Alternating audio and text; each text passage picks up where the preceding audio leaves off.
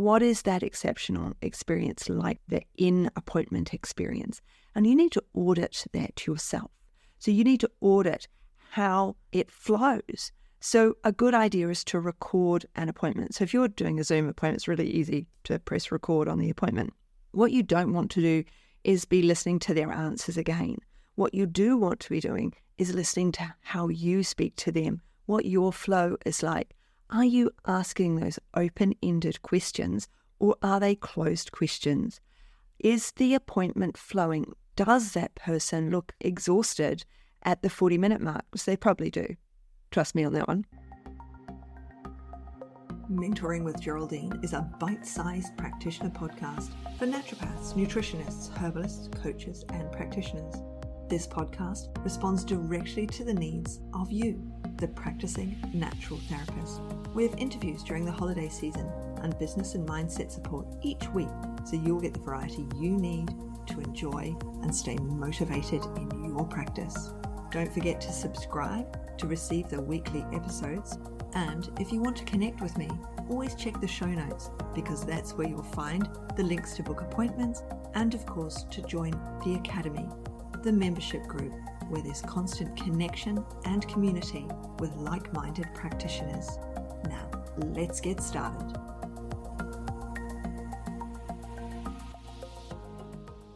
Hello, everyone, and welcome to Mentoring with Geraldine and the Bite Size Podcast. How the devil are you? So here we are in September, and September is one of those months where you're just working, aren't you? If you've got kids, they're in school. There's school holidays coming up, but the weather's pretty average. It might be improving wherever you are. It might be getting worse. But September is just a month where we work. We just head down, bum up, and off we go. Things often don't really change in our business in September, but that is why it's one of the great times to actually make some change, because we have not necessarily time in our calendar, but we have different time available, time that won't be available in the school holidays, time that isn't available at other times. We can engineer some time, shall we say.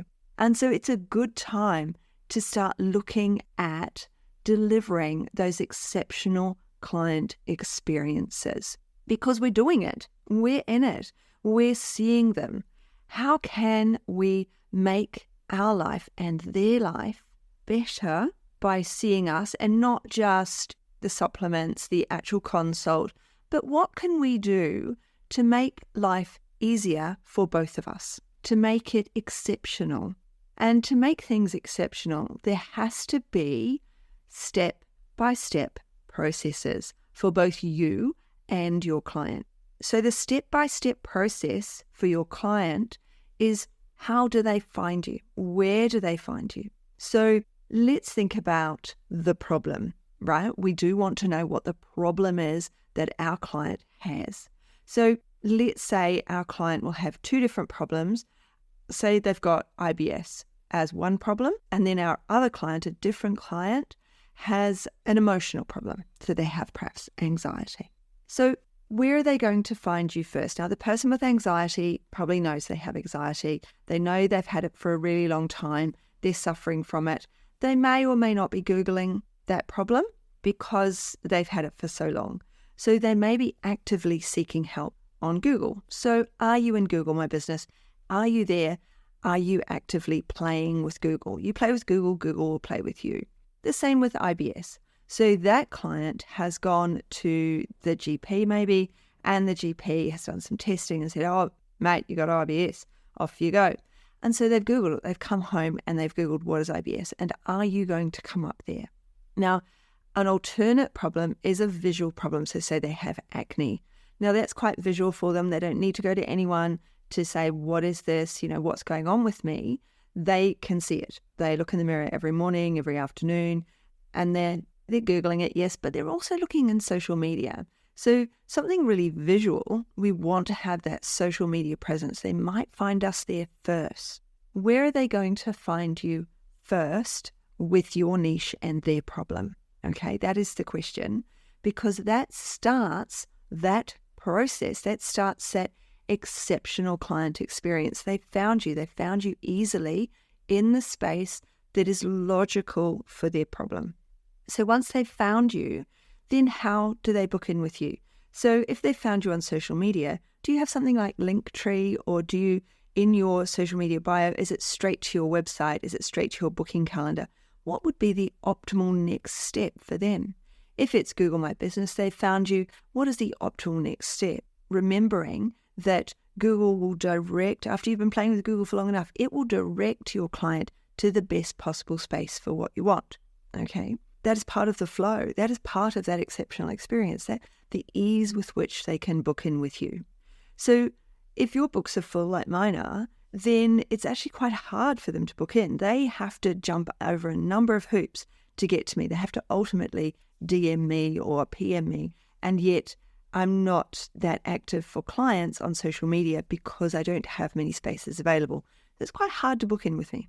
So they have to really want to see me. They have to want that change. But when we're starting out, we haven't got the problem I've got of limiting the number of clients that I see, of saying I'm having this many mentoring clients, I'm having this many problem medical clients. So how are they flowing through? So once they've found you, then what is that exceptional circumstance, an exceptional situation that they're in? So they've come into your rooms. You need to make sure that if they're coming to see you physically, that when you enter your physical space, you enter it as they would. You often sit in their chair as they would. What are they seeing? What are they perceiving? How is it the space supports them and supports you? Okay, so that's something you really have to look at. If they're online, how easy is it for them to connect with you? So my older clients, especially during COVID, they weren't keen on Zoom, and they're still not that keen on Zoom. But they're happy to FaceTime me because they've learned to FaceTime with their grandkids and things like that. And most of them are iPhone users. So I'm okay, I'm an iPhone user, so that works. When they're not, they're using WhatsApp. So that's easy. We can FaceTime on WhatsApp as it's meant to be end-to-end encrypted.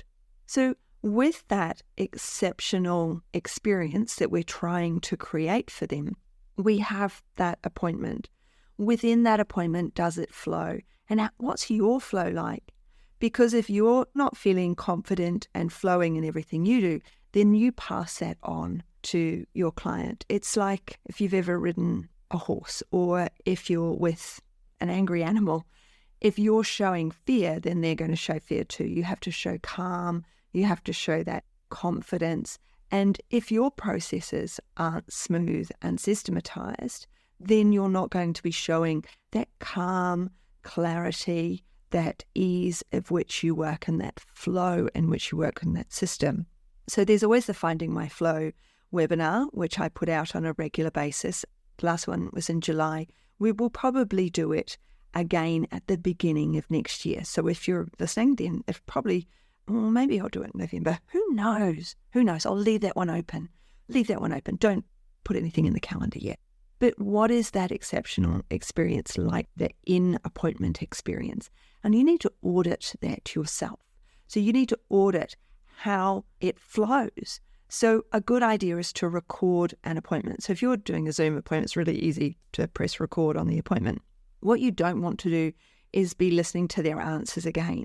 What you do want to be doing is listening to how you speak to them, what your flow is like.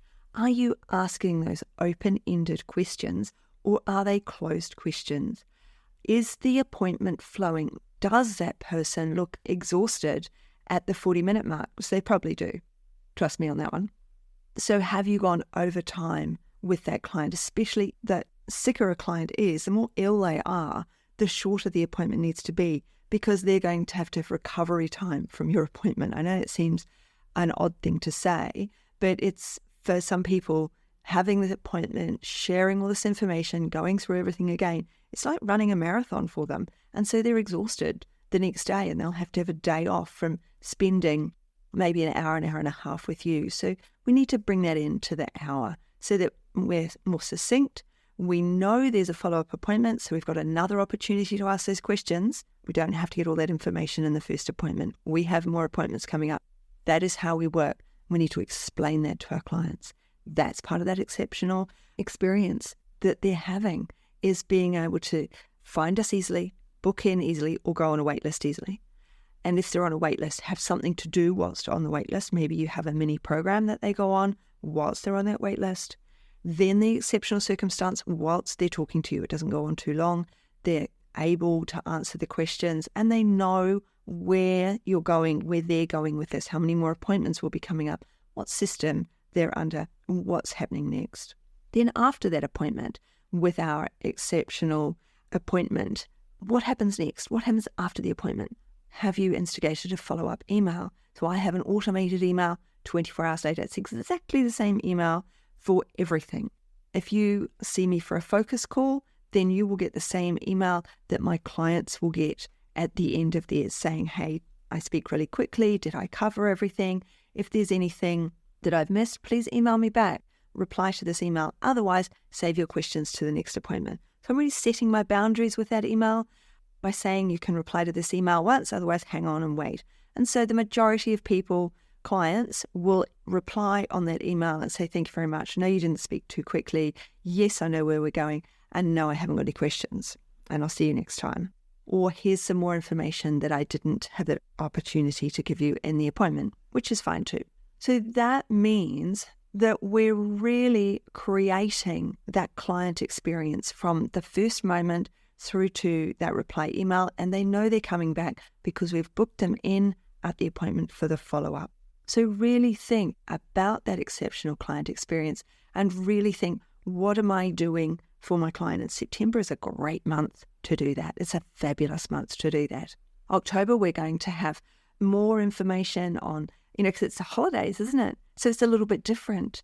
But September is a great month to make sure that our systems are in place, because then we'll have our holidays end of September. Remember, we're going to have to be emailing. I'll talk about that later on, other episode. As this year flows on, there are things we need to get done. And this is something that's a really good idea for September, is to really look at our systems, look at the appointment itself, look at how the client flows through from the moment they discover their diagnosis, or from the moment they look in the mirror, or from the moment they realize that they have to figure out what this problem is about. I think on our next podcast, we might talk more about the problem and discussing that and finding that problem and advertising to that problem. Do I need to? Or do you think you've got that one solved? So I'm going to leave you with those today. You have a good think about that. If you've enjoyed today, usual thing, I'd love a review. You just scroll down on whatever system you're using. 5 stars obviously would be nice. It helps other people to find the podcast. So if you're enjoying it, please share. Thanks a lot, and I will see you next time on the cast. Thanks so much for joining me today. Don't forget to rate, review, and subscribe to the podcast for the weekly episodes. If you'd like even more support and learning, then the Academy is for you. Here you'll find part 2 of the herbal discussions, more clinical learning, and case studies to support your clients in practice. Bye for now.